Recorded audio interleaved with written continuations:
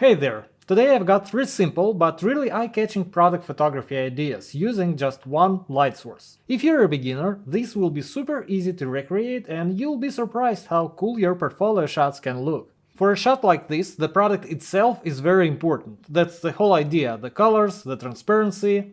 We're using these bottles that we often shoot for one of our clients. It's semi-transparent material. We started by building a small platform. I'll explain in a second why we needed it, you might not. You can see my assistant placing 2 apple boxes with a piece of plywood on top. Then we put a white plastic background sheet over it and clip it to the plywood with office clips. Right away, we roughly place the bottles into a composition. Of course, we'll fine-tune it later. Now, here's why we needed that platform. We want the camera positioned perfectly centered, directly above the composition. For that, we're using a studio stand or studio column, not sure how to call it in English. To get the right angle, one of the stand's legs has to go right under the setup. That's exactly why we built this platform, so there's space in the middle for a column stand leg. Depending on how you shoot, you might not need this at all. Maybe you'll shoot handheld from a ladder, for example, or maybe you'll use a C-stand with a boom arm and hang the camera over the scene. So it depends on your situation. Here's how we position the light. You can use almost any light source, a flash or continuous light, but it can't be a big panel. And no modifiers, no softboxes, no reflectors, nothing like that. It's important that the actual light emitting element is pretty small. Of course, we have to focus on our main subject, in this case, it's the bottle lying down. And that's basically the whole setup. Oh, and by the way, in all the shots today, we're using the same camera and lens, a Sony a7 Mark III and a Sony 90mm macro lens. Here's what we got, and if you don't have a tall tripod and you're shooting handheld, try to get higher, stand on a ladder or something like that.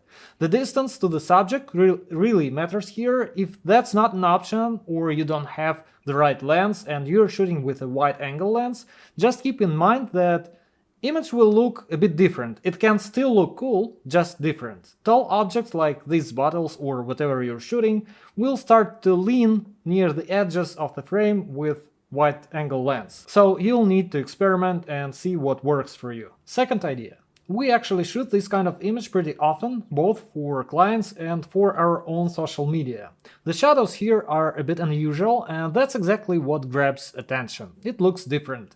And just like everything in today's video, it's pretty simple to create. This time we're using a table. We attach a piece of colored background to the table. On both sides we place a couple of small boxes. They're not part of the composition, we just need them as supports. On top of those supports, we place a sheet of glass or clear plastic. Either one works, that's not critical in this case. What is important though is the height of the supports, because that's what controls the length of the shadows. Then we place the jar on the glass. It's round, so it's roll around a bit. It's better to secure it from behind with a small piece of double-sided tape or something like that. Next, we create a swatch. Sorry we didn't capture this part very well on camera, but I think you'll get the idea. We take the product and carefully apply it directly onto the glass, right next to the jar.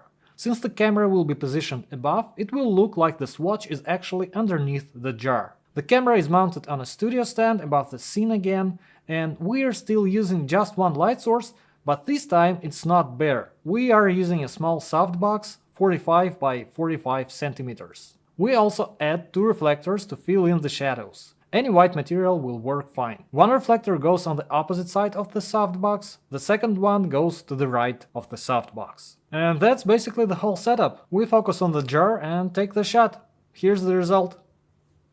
By the way, we have a great mini course for beginners with similar ideas, 10 detailed hands-on lessons with 10 cool ideas for shooting with just one light source. It's perfect even if you're a complete beginner. You don't need to know any theory and you can shoot either with a camera or just a smartphone. You'll find the details through the link in the description.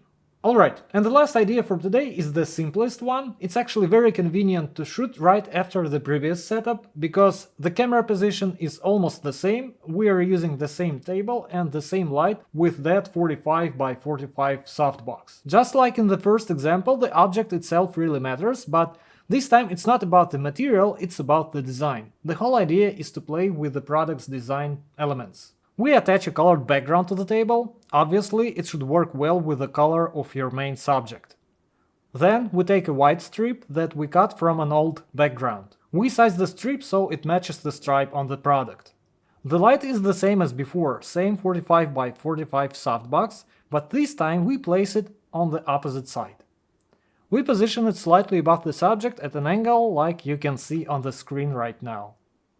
And again, we put a white reflector on the opposite side to fill in the shadows a bit. We focus, take the shot, and here's the result. Don't forget to hit that like button. Hope these ideas inspire some of you and maybe you'll shoot something cool today. Wishing you great shots and I'll see you in the next one. Bye!